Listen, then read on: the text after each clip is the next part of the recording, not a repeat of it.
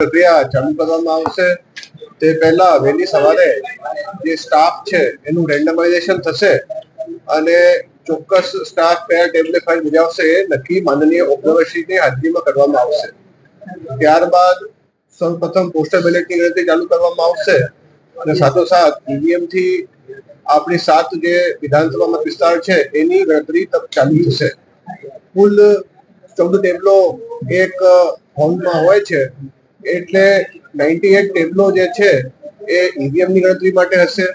આ સિવાય એક ટેબલ હશે જે સૈનિકોના જે વોટ આવેલા છે જેને ઈટીબીપીએસ કહેવાય છે એની ત્યાં ગણતરી થશે અને પોસ્ટલ બેલેટ માટે બીજી 28 ટેબલો હશે. કુલ 12,000 થી વધુ પોસ્ટલ બેલેટ ગણવામાં આવશે.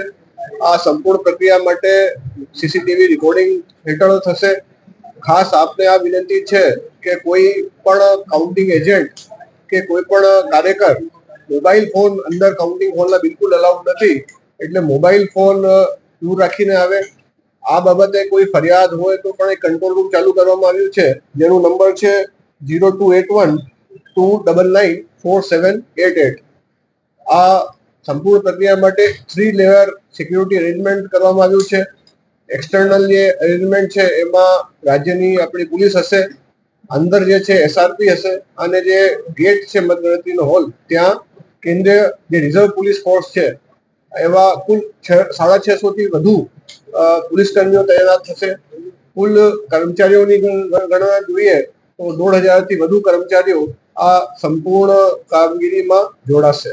નહીં, એમાં તબક્કાવાર નથી, એમાં પોતપોતાની એક રાઉન્ડ સ્વતંત્ર રીતે આગળ વધી શકશે. એટલે એનું સંપૂર્ણ જે ટ્રેન્ડ્સ કરીને એક સોફ્ટવેર છે એમાં ડેટા એન્ટ્રી કરવામાં આવશે અને ત્યાંથી આપણે એક અલગ મીડિયા રૂમ પણ બનાવેલું છે, ત્યાં જે સ્ક્રીન છે ત્યાંથી આપને વિગતો મળી શકશે. એ સિવાય ઓનલાઈન પણ ટ્રેન્ડ્સ સોફ્ટવેરથી આપણે આનું ટ્રેન્ડ જોઈ શકીશું. વિધાનસભા વાઇઝ એમાં હશે, રાઉન્ડ વાઇઝ હશે, દરેક પ્રમાણે ટોટલ એમાં આપણે જોવા મળશે. પોસ્ટલ બેલેટની સૌપ્રથમ ગણતરી ચાલુ કરવામાં આવશે. ટોટલ 149 રાઉન્ડ છે, પરંતુ એક એસેમ્બલીમાં મેક્સિમમ 28 રાઉન્ડ 71 રાજકોટ ગ્રામ્યમાં છે.